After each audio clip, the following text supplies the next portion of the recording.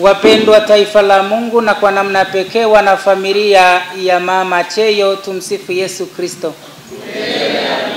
Leo Mama Kanisa anaadhimisha Dominika ya 5 ya mwaka C wa kanisa katika kipindi cha Pasaka.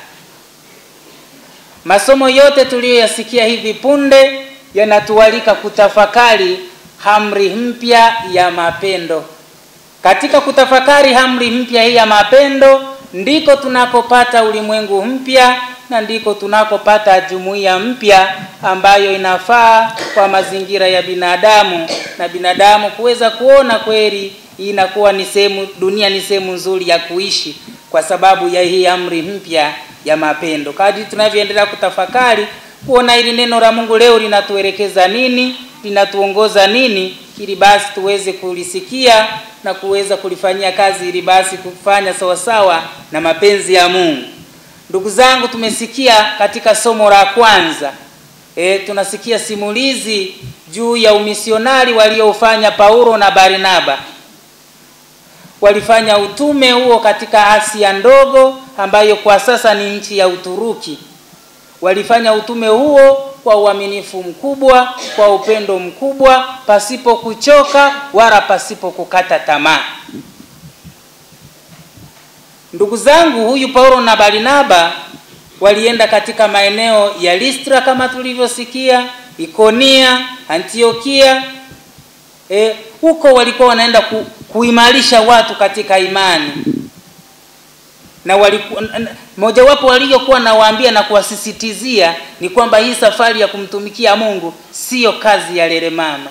Inahitaji tu uifanye kwa upendo mkubwa, kwa sababu utakutana na magumu mengi. Utakao wapelekea hiyo habari njema, wataikataa, hawataipokea. Na kweli walikuwa wanafanya hivi. Ndugu zangu, hawa Paulo na Barnaba walikuwa nahubiri habari njema, ila wanachapwa viboko.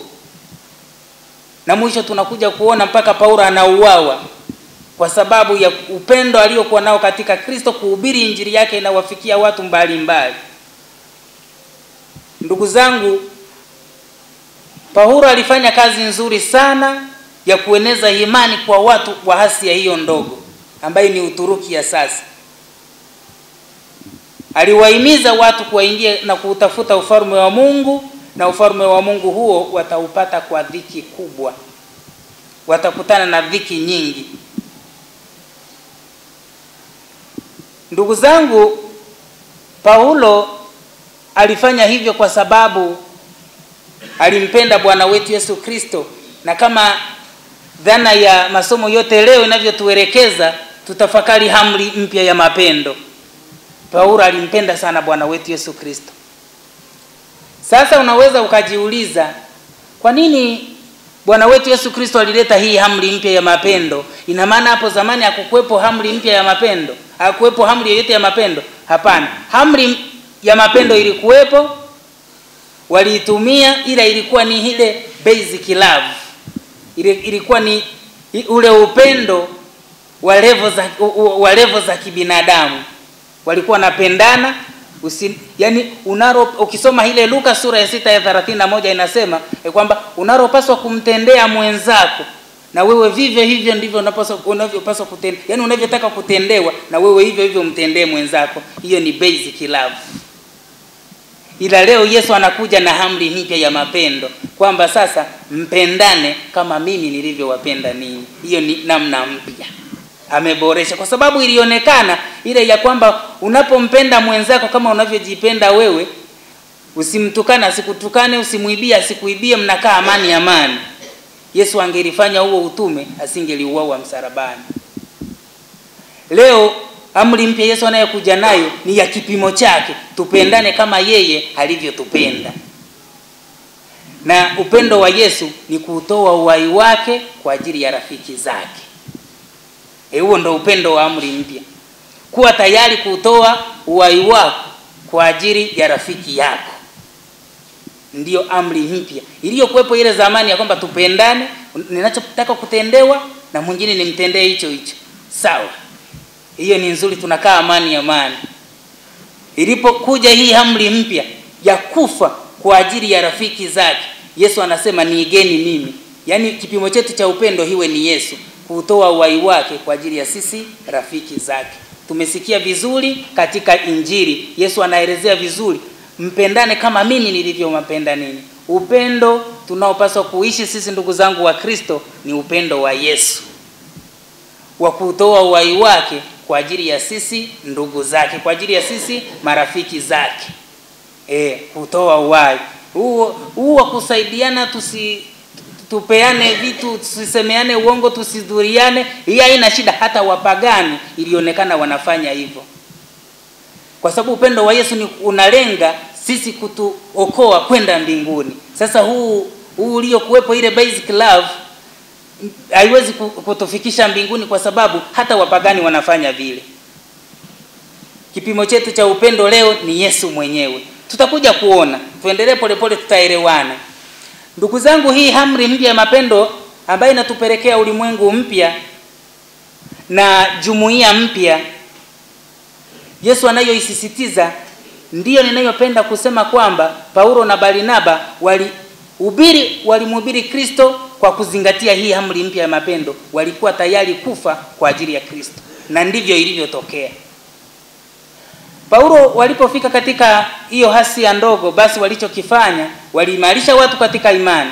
Wakasema, lakini mnaenda kuhubiri Injili ya Kristo, mtakutana na magumu, huko mtauawa. Na kweli ilikuwa inakuwa hivyo. Na walichokifanya kingine, Paulo katika utume wao walikuwa wanachagua viongozi. Yaani wakifika hata hapa kama Cheyo, wanachagua viongozi ambao waliwaita wazee wa kanisa. Viongozi. Lakini mmoja wapo walikuwa nasema kwamba ili kufanya hii kazi ya Mungu, hii kazi hii ya utume, lazima mtakutana na dhiki kubwa. Dhiki nyingi zitawapata. Lakini kama mnafanya kwa upendo wa Kristo, wa kutoa uhai wenu kwa ajili ya Kristo, kwa ajili ya watu, mtafaulu. Lakini mkifanya katika ile basic love, mtakimbia.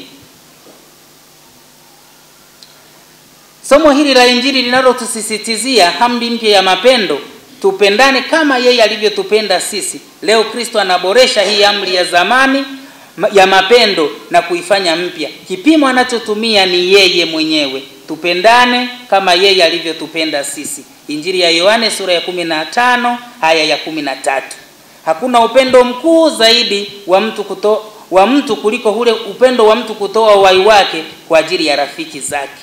Amri hii inaboresha amri ya zamani, ile ya mtendee mwenzako kama unavyopenda kutendewa, Luka 6:31. Leo mama kanisa anapoadhimisha Dominika hii ya 5 ya Pasaka, anatupa mwaliko kwa waamini kutafakari umuhimu wa kutangaza na kushuhudia Injili ya Kristo hadi miisho ya dunia. Huku tutakumbana na shida, matatizo, changamoto pamoja na furaha ya Injili. Amri mpya ya upendo inatupatia chimbuko lake kutoka kwa Kristo na utambulisho sana wa Kristo, yani tufanye kama Kristo alivyofanya. Upendo wa Kristo ni kutoa uhai wako kwa ajili ya rafiki zako, kwa ajili ya wengine. Ndiyo upendo wa Kristo. Na huo upendo unaonekana pale msalabani. Huo ndo upendo wa kimungu sasa, kutoa uhai wako kwa ajili ya watu. Ndugu zangu, Mwenyezi Mungu alituma message pale msalabani, message. Katika tunapoangalia ule msalaba, message tunayoiona, Mungu anatutumia message, I love you. Na sisi tunapokuja kuheshimu na kuabudu, tunasema we love you too. Pale msalabani, huo ndo upendo wa inda amri mpya ya mapendo. Somo hili la kwanza la Paulo na Barnaba ni kanisa halisi, kanisa la sisi wasafiri hapa duniani, ambalo limepambwa kwa furaha na mateso. Hatuwezi kuyakwepa. Ndio maana alipokuwa anawachagua wale viongozi, anasema hii kazi mtaifanya kwa dhiki kuu. Ambapo katika utume wa Paulo na Barnaba, matukio ya furaha na huzuni yanasimuliwa bayana.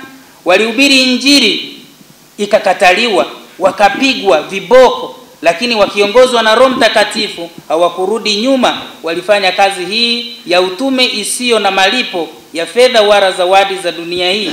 Walifanya kazi hii ya kuipeleka Injili kwa majitoleo makubwa, ya kutoka jasho na damu, mpaka Paulo baadaye anakuja kuuawa kwa ajili ya Injili.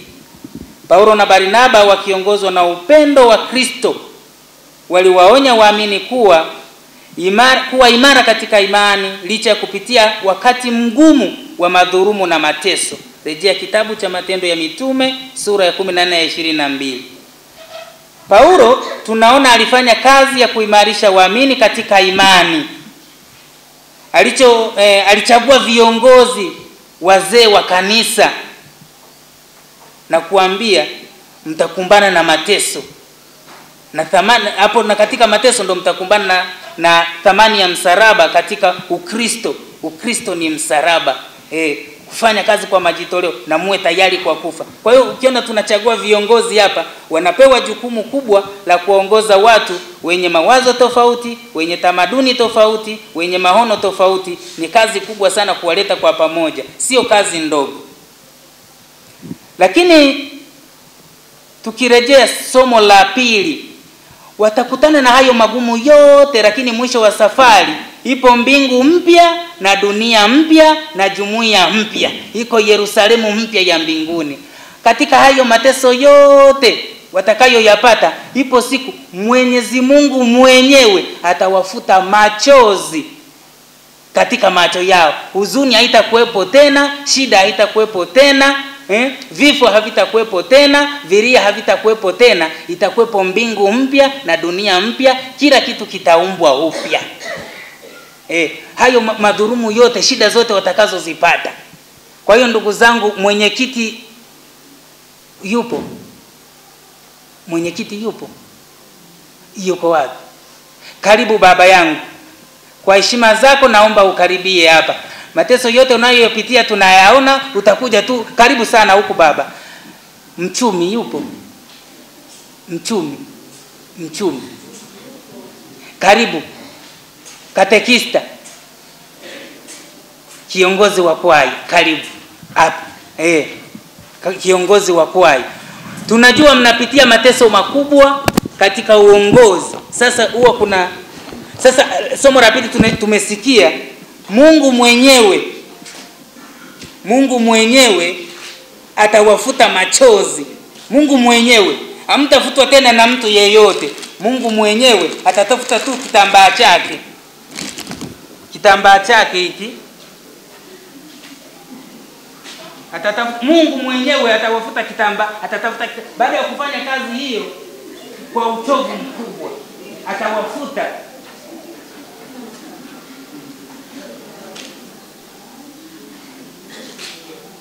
Sasa Mungu mwenyewe, sasa jaribu kufanya hivi, yani kama kitambaa. Mungu mwenyewe atawafuta mwenyewe. Ufanye hivi. Sasa hiyo kazi siku ya mwisho, wakati wa uumbaji mpya, mkitekeleza hii amri mpya ya mapendo huko mbinguni, kila kitu kitakapoumbwa upya, hakutakuwa na machozi tena, hakutakuwa na uchovu, mkitimiza hii amri mpya ya mapendo ya kutoa uhai wenu kwa ajili ya waamini. Safari njema. Mnaweza Mungu mwenyewe atawafuta machozi kwa kazi, wakifanya hii amri, wakifanya hii kazi kwa upendo, pasipo kuchoka wala pasipo kukata tamaa. Amesema katika somo hili la pili, Mungu mwenyewe atawafuta machozi. Hakutakuwa na kilio tena. Kutakuwa na kilio tena. Ndugu zangu, Paulo walifanya kazi hii kwa jasho na damu. Baadaye anakuja kuuawa Paulo na Barnaba wakiongozwa na upendo wa Kristo waliwaonya waamini kuwa imara katika imani licha ya kupitia huu wakati mgumu na madhurumu na mateso. Paulo tunaona alifanya kazi ya kuimarisha waamini katika imani, alichagua viongozi wazee wa kanisa. Basi lakini akaendelea kuwasisitizia washike hii amri mpya ya mapendo, kutoa maisha yao bila kujibakiza kwa ajili ya watu. Tunaenda polepole, tunakaribia kumaliza. Katika somo hilo la pili tumeona atawafuta machozi katika hiyo magumu wanayopitia. Katika Injili sasa, ambayo ndio wosia wenyewe wa Bwana wetu Yesu Kristo, ile wakati wa karamu ya mwisho kabla ya kuteswa na kufa kwake, anawaambia amri mpya nawapeni, mpendane kama nilivyowapenda ninyi. Amri mpya. Ile ya zamani ya Usinisemee uongo nisikusemee uongo, usinipige nisikupige. Hiyo safi safi. Yesu angeliishi vile na Mafarisayo, asingeliuawa msalabani. Shida ya Yesu ilikuja alipoanza kuwatetea wale ambao wanatengwa. Basi hapo na kuamua kutoa mpaka uhai wake kwa ajili yao, ikawa shida. Shida ilianzia hapo. Kutoa uhai wake kwa ajili. Twende polepole tutaelewana. Yesu alijua wakipendana watakumbukana. Anawaambia wale wafuasi wake, wakipendana watafanya nini? Watakumbukana. Ndugu zangu, katika kutekeleza upendo wa Kristo, hii amri mpya tunapoitekeleza kwa uaminifu mkubwa, tutakumbukana. Wakati wa mazishi ya mwaka 1984, wakati wa mazishi ya mzee wetu Moringe Sokoine, wengine mlimuona, basi baba wa taifa alipewa nafasi ya kutoa neno la faraja kwa familia na kwa taifa. Mojawapo ya maneno aliyoyasema, asema hatutamkumbuka Sokoine kwa kazi zake nzuri, hata shetani alikuwa ni mtendakazi, hata shetani ni mtendakazi kuliko Sokoine. Alisema kingine kwamba hatutamkumbuka Sokoine kwa moyo wake wa utekelezaji, hata shetani ni mtendakazi kuliko Sokoine. Kitakachotufanya tumkumbuke Sokoine ni moyo wake wa upendo, kwa sababu shetani hana upendo. Na ukijaribu kufuatilia, walipomzika yule mzee walikuta ana shati 4. Muda mwingi yeye alikuwa ni kuwatumikia watu inavyosemekana. Tutamkumbuka kwa moyo wake wa upendo. Unaona? Na uzalendo kwa nchi yetu. Hivyo ndivyo tutakavyomkumbuka. Kwa hiyo unaona Bwana wetu Yesu Kristo anapowasisitizia amri ya mapendo, alijua kabisa tukishapendana tutakumbukana. Kuna mtu anakufanyia tendo la upendo mpaka unatamani uendelee kumwangalia mara mbili ili ukalili sura yake, umshukuru hapa duniani, na ukishafika hata huko mbinguni ukumbuke sura yake tena, umshukuru tena mkiwa mbinguni. Nadhani kama hujakutana nao utakutana nao watu wa aina hii. Anakufanyia tendo la upendo, yani unataka ukae unamwangalia mara mbili ili sura yake isitoke. Lakini akifanya huu upendo wa Yesu wa kutoa uhai wake kwa ajili yako, mkipendana mtakuwa tayari kufa kwa ajili ya watu.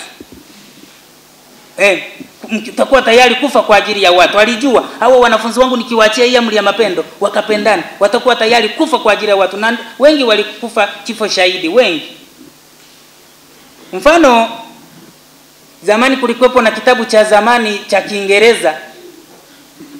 Padri alienda kufungisha ndoa kanisani, akamaliza kuwafungisha bibi harusi na bwana harusi. Sasa wamesimama pale mbele wanapiga picha. Nyuki wakaja, nyuki. Waamini wakakimbia, bwana harusi akakimbia, akabaki bibi harusi na faza pale. Sasa huyo bwana harusi alikuwa ameshaingia kwenye upendo wa Yesu, wakufa kwa ajili ya mke wake. Lakini hivi vya kumpenda na kupenda, nakupa zawadi ya kitenge, hii safi, amani. Hiyo ilikuwa inawezekana, lakini zilipokuja swala la kufa, hakuwa tayari. Hakuwa tayari, akakimbia.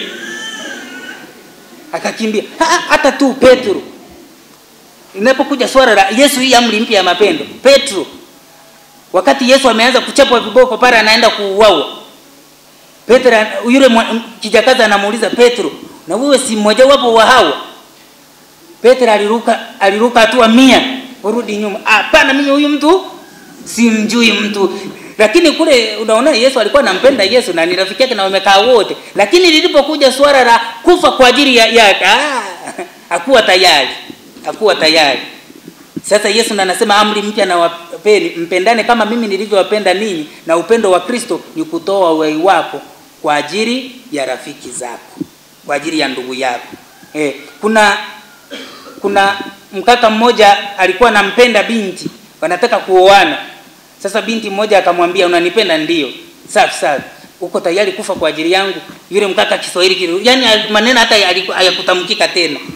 Ukifika swala la kufa kwa ajili, hapo ndo upendo wa Yesu unakuwa mgumu. Sijui shida ni nini.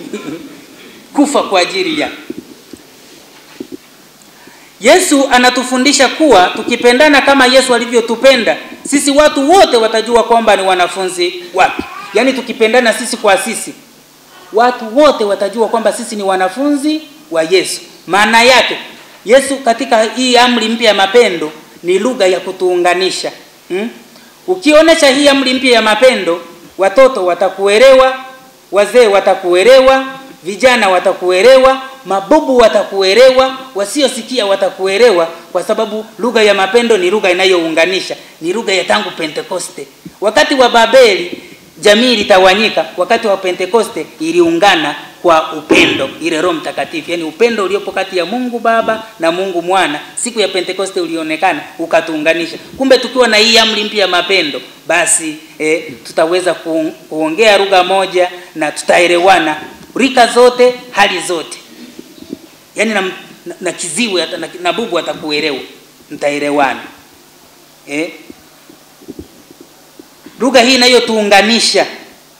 Sasa katika familia nyingi, ndugu zangu, kama mmeshachunguza, hii lugha inayotuunganisha sasa, kuelewana imeshakuwa changamoto. Kuelewana katika familia nyingi ambazo nimeziona kule kwetu, unakuta familia baba, mama na watoto. Kama huko sasa, huko nadhani mko wastaarabu sana. Pengine hii amri mpya mmeshaipokea. Kama mjaipokea, basi mna kazi ya kufanya. Unakuta nyumbani kama kule. Sasa hapa tusikilizane vizuri, pengine na huko zipo. Unakuta sasa kaka na dada wameingia katika familia, wametengeneza familia, wamepata paka na watoto, imekuwa familia sasa. Ile miaka ya mwanzoni ile, mwaka mmoja, miaka miwili, baba anaongea, mke anasikia, anasikiliza. Ikienda mwaka wa pili, mwaka wa tatu, mwaka wa nne, mke anaongea, mambo yanaanza kubadilika. Hapo upendo wa Yesu unaanza kupungua sasa. Mke anaongea, mume anasikiliza. Ikienda mwaka wa 5, wa 6 na wa 7 na 10 na kuendelea, mke anaongea, mume anaongea, majirani wanasikia. Hapo kunakuwa na upendo wa Yesu tena. Hapo kuna mtu anayeweza kutoa uhai wake kwa ajili ya mwenzake.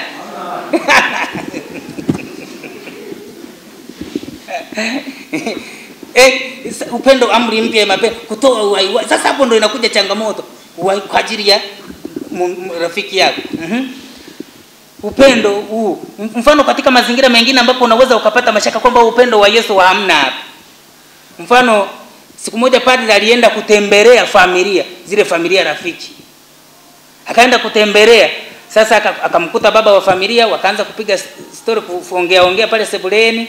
Sasa mama alikuwa ameenda kufanya shopping sokoni, kununua vitu. Kabla padri hajaondoka, sasa yule mama akaja na gari la familia. Sasa kafika pale, sasa na mume wanatoka nje na msindikizi. Sasa na mke akasema na mama watoto ndo anaingia. Sasa yule mume akaenda anakimbia, akafika pale kwenye gari la huyu mke wake, akamfungulia hivi gari na ule mlango wa dereva huko, akamfungulia. Padre akamwambia, hii familia mna upendo mkubwa. Yaani unakimbia kumfungulia mkeo ametoka sokoni? Mna upendo mkubwa. Mke aliposikia mume amesema tuko vizuri, mke hapo akamwambia, wewe acha kumdanganya. Huu mlango hautaki kutengeneza, kitasa kinafunguliwa nje. Kitasa kimeharibika, hautaki kukitengeneza. Hapo ndo unamwambia Sasa hapo unaona kuna mazingira kweli ya kutoa uhai wake kwa ajili ya mwenzake. Baba padri asikudanganye, huu mlango kitasa chake akifunguliwi kwa ndani, kinafunguliwa mpaka mtu aje kufungulie kwa nje. Sasa hapo sasa unaweza ukaona, je, kuna upendo wa mtu kutoa uhai wake kwa ajili ya mwenzake? Basi ndugu zangu, naweza ukaona hapo Paulo anatuambia upendo unavumilia, hauna wivu, una adabu, hautafuti faida yake binafsi, haufurahii maovu, bali ufurahia ukweli. Waraka wa kwanza mtume Paulo kwa Korinto sura ya aya ya 6. Ubinafsi katika familia ni hatua ambayo basi inaelekea basi kuharibu kila kitu. Kumbe tuendelee kumomba Mungu basi, ambao sisi tumeweza kusikia haya machache, tuyapeleke yatusaidie kutekeleza hii amri mpya, kuwa tayari kufa kwa ajili ya ndugu zako. Hiyo ndiyo amri ya Yesu, upendo wa Yesu. Niwatakieni Dominika njema.